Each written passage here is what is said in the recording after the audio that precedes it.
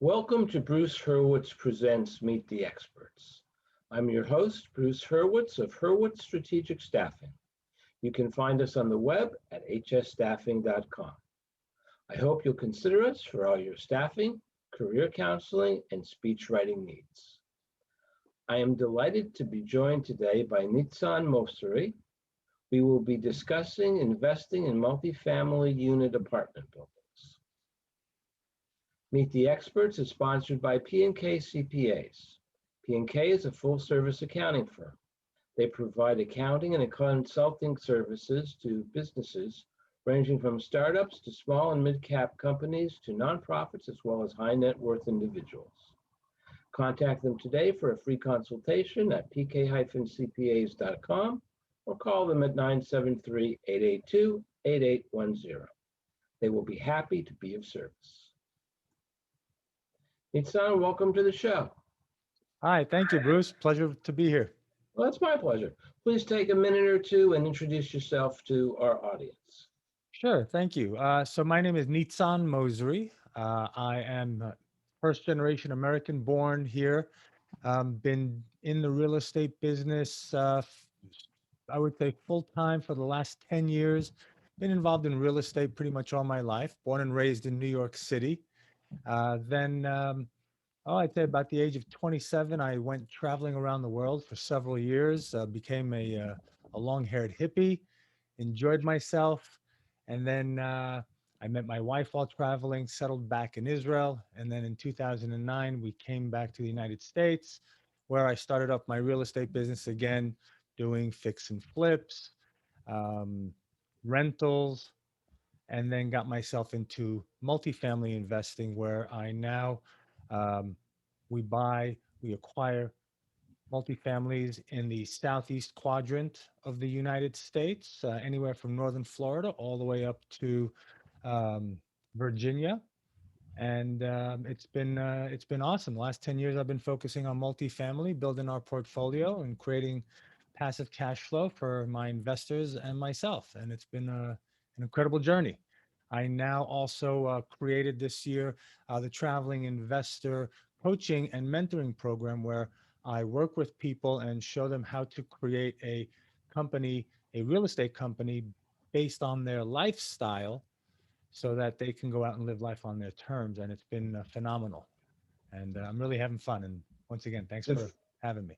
My pleasure. Thank you for coming on. Just so that we're all on the same page, what constitutes a multifamily unit? Multifamily can be a duplex, a quad, a 10 unit, 20 unit, 50, 100, 300 units of apartments, all in one area, right? So that's multifamily, apartment complexes. Okay, does it have to be an area or a building? It can be in a building, right? So you have different styles. You have the garden style, which are maximum about 3 stories high, walk up, and they're spread out along a lot of acreage. And then you have apartment complexes like in Manhattan or in any city where they're in a building and they go straight up. Okay. So now that we know what multifamily means, talk to us about investing. How do you know that a house, let's say for sake of argument, that can hold 4 families is a good investment? So for any real estate investment, right? Let's say like you're talking about a residential property, a single family home, you would go and you would look at the neighborhood. You would look at the amenities that the city and the neighborhood have. You look at the school districts, right? See how the schools are, transportation. Then obviously you would, the best thing to do would be to get in touch with a real estate professional so they can give you comparables.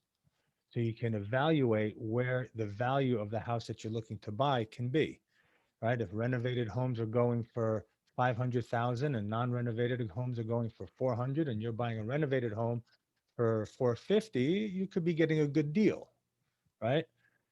So you have to do your market research on a single family home when you're, and that's kind of one of the differences, main differences between single family and apartments is that apartments, the value of the apartment complex is it's not only based upon the other properties around it, but it's also valued at how much income it's generating. Where you're buying a single family home, and it's just based on the comparables that are around it that give it the value.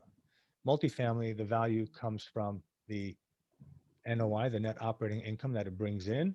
And also it can be based on several other things, but it's not solely based on the comparables of the other areas. Well, the net operating income brings up the issue of expenses. Mm-hmm. Now, when you are buying a property as an investment, does that mean that you're going to keep that property for a length of time? Or do you just want to sell it as quickly as possible? Because that way there you won't incur the expenses when whatever is going to go wrong is going to go wrong and something is going to go wrong. Right. So again, that's a great question. And before buying the property, you would have to decide what your exit strategy is going to be, right? So you have opportunities, single family or in apartments or any type of real estate, where you're buying it at such a deep discount that you may just want to turn around, throw some, a couple of $1,000, 10, 15, 20, $100,000 on top of the price, and then sell it to somebody else and let them deal with all of the headaches of renovating it and bringing back up and spending and having all the expenses. Then again, there are properties that you look at and you say, this would be a good, what we say, a good cash cow, where it'll throw off monthly, quarterly cash flow, and you can keep it for a long time. So depending on your exit strategy is how you would go about doing that, right? You would look to say, what, is it worth keeping it? And like you said, incur the expenses and a higher risk. Is the return worth it? And if it is, then by all means hold on to it, and you have to make sure that you're analyzing and creating the expenses and the proper income so that, you can create what we call our pro forma budget. What we project into the future is going to be our expenses and our income. And I would highly suggest you do it on a conservative basis. That way, well, we all know if you're too aggressive and you don't hit your marks, then your investors can be unhappy. And now I want to get to the investors. Because someone once told me the way to buy real estate is always with somebody else's money. So how do you get investors? What's in it for the investors and what's in it for you if it's somebody else's money? Right. So, okay. So what do? I go out and I put teams of people together and we find properties. So we find a property and we have to come up with the earnest money deposit, and we have to come up with, I'm money sorry, you for the, said the earnest money deposit? right, the down payment, The right? down payment. What's earnest? Well, it's an EMD. It's an earnest money deposit. That's a terminology That's that, it. Okay. right? So if you're buying a $10 million property, you may have to come up with $100,000 or $200,000 for a deposit when you sign the contract. Then you're going to need to come up with money for the inspection reports and the appraisals and so forth. And then you need the equity portion, right? So if we're doing a $10 million deal, for example, and we have a lender who's going to give us, let's say, 80%. So we get 8 million from the lender. Now we need 2 million plus expenses, right? As closing costs and so forth, and renovation money. So I go out and I build relationships with people, okay, and talk about the track record and the history and the team that I've put together and what we're doing and whatnot. But it's all about relationships. And then when I have an opportunity that I have under contract, I'll present it to my network of investors, and I'll say, hey, Bruce, look, I'm working on this project right now. I need $200,000 for the deposit. I'm willing to give you X, Y, and Z of the company as a return for us borrowing your money. You can say sure, or you can say I want more, or I want this, right? So it becomes a negotiation. With my investors, when they invest as a limited partner, as the equity portion, Depending on the property and the cash flow and what we project, we like to offer them a return on their investment throughout the cash flow hold, which is, around a 7% return. And then when we sell the property, we give back the mortgage and all the expenses and whatnot. We give back the equity that we borrowed. And then we give back a portion of the equity back to the investors so they could make a total of, and again, this is, it varies by property. It could be less, could be more, anywhere between 15 to 20% per year return for the life that we hold the property. And we usually hold the property between 3 to 6 years. How do you create that best possible offer? What are the general guidelines? Because I assume that it would be different for every property or every Right. category of property. You Right. wouldn't sell a duplex the same way you'd sell a property like where I live, which is the garden, not 3 stories, 2 stories, spread out over, I don't know what the exact size is, but there are probably a good 100, 150 apartments in total. Mhm. You wouldn't sell this place or go for, not sell, buy this place with the same offer you'd make on a family duplex.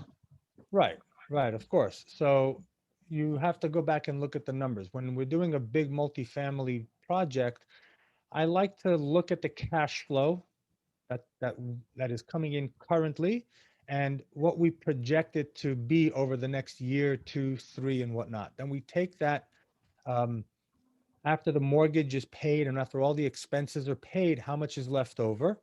And then we split that with the investors. So I like to make that split to be at least a 7% for them when we're doing the big multifamilies, right? And then we get paid that other percent. So if 70% or 80% of the cash flow would equate to 7%, that's what we would give to the investors. And then we would take whatever's left over. And that's kind of how we structure that. In a duplex, I would probably structure it a little bit differently, maybe give them a higher interest rate because it could be for a shorter period of time. Um, I wouldn't necessarily go out and look for multiple investors on a duplex. It would probably be maybe 1 or 2 investors, and we'd have sort of a joint venture agreement together, or usually one investor would probably come in for a duplex where, you'd need maybe $150,000 and you get the rest from a lender. Who should not get involved with real estate investing? Who should not get involved? People that want to get rich quick. If you're looking to get rich quick, I wouldn't suggest it. But if you're looking to grow your wealth and create a legacy for your children, then yes. But if that's not what you're looking to do, I wouldn't do it. It's not one of these, where you hear on social media all these cryptocurrencies. They made 400,000% in 6 months and whatnot.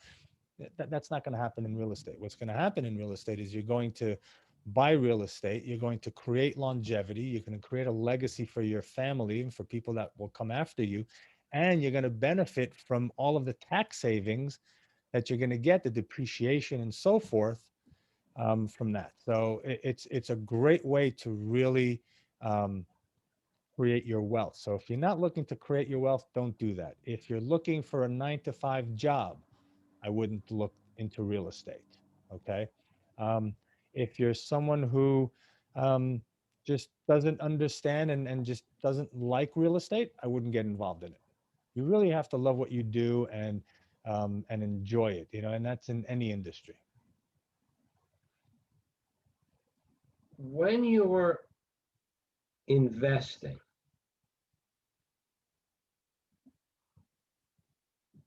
how much of the money that you have available for investment should you put into real estate, or should you diversify the way they say for any investment portfolio?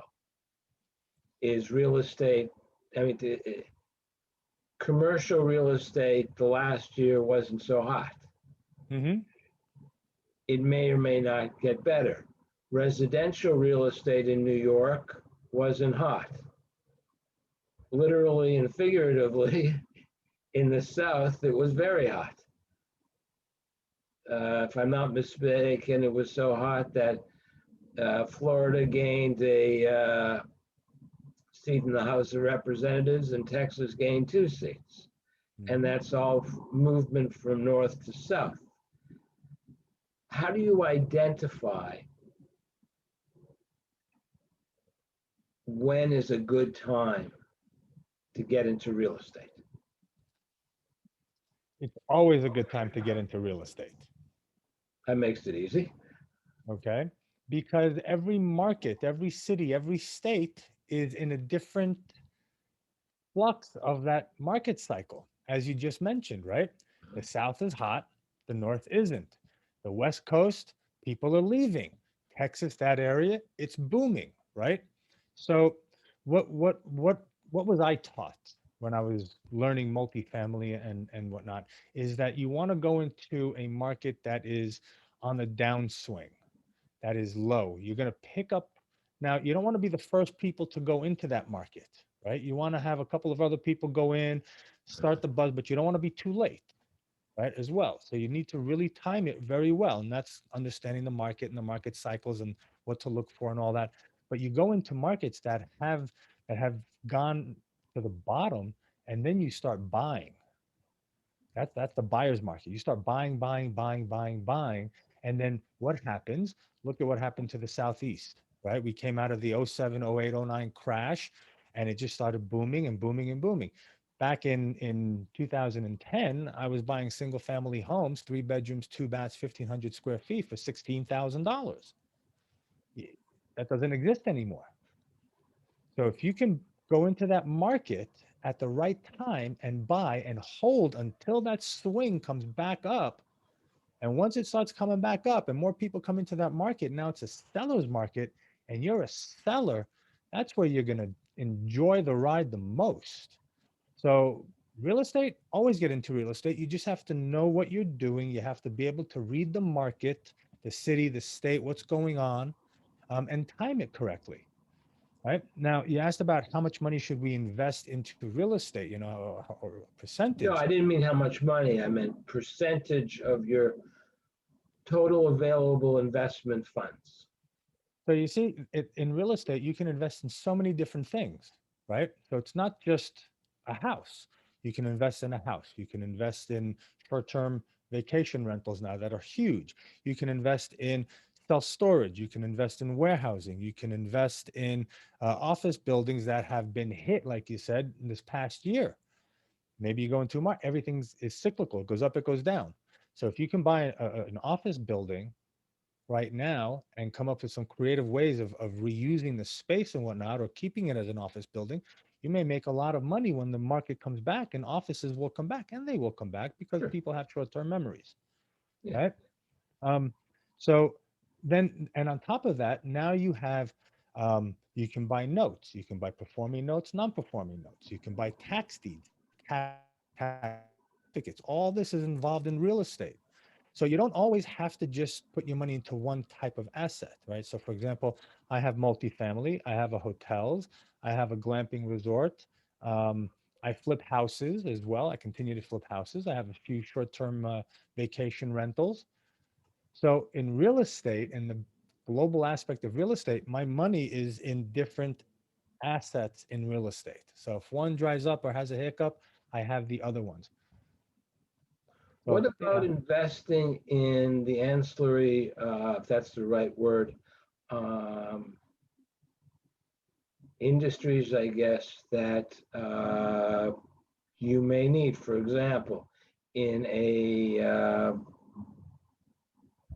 company that does contracting, so that they come in and make the necessary repairs, uh, plumbing, electric, the walls, what have you.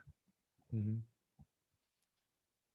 I'm sorry, so what was the question? What about is investing in companies that provide services for real estate, Sure. such as Hmm. plumbing, carpentry, Yes. electric? Is that part of what you would consider an investment in real estate, that along with buying the apartment complex, you would buy, sake of argument, I'm thinking about what I see around here, the plumber, the landscaper, the electrician. Right. So it would be, it is part of real estate because it deals with the structure and the piping, like you said, but you won't benefit from depreciation, from cost segregation, from paying different a tax level because it's passive income versus, income that you work for.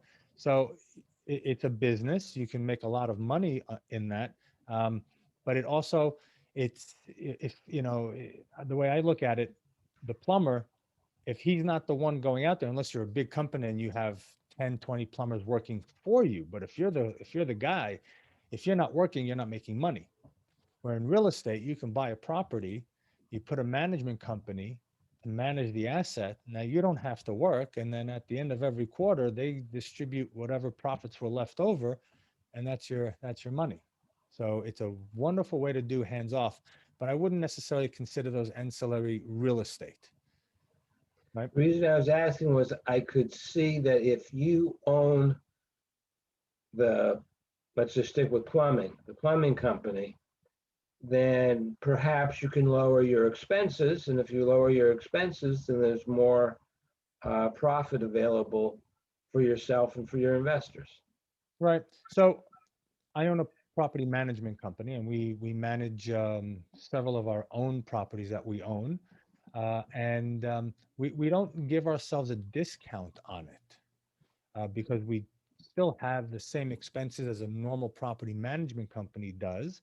However, what we do is processes and the way things are handled are moved more efficiently, and you get things done quicker because we don't have to, the property management company or the property manager doesn't have to look at something, get something done, and then come to us and then get our approval and then go back and do it where it's on a daily basis. So we know exactly what's going on at every minute of the day on the properties that we own.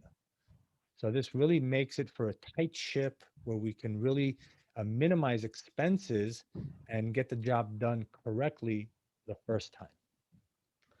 Nitzan, I'm going to put up a slide with your contact information. And as I do that, the last question is the last question I ask all my guests. Is there anything that I haven't asked you that you wish I had asked you? That's a good question. I think we covered a good portion of information. There were great questions. I think we're all good. Well, in that case, I thank you profusely for having taken the time to come on. I wish Thank you the you. very best. I appreciate it. Thank you. My pleasure. I'm Bruce Hurwitz. Thank you for watching. And as always, please stay focused on success.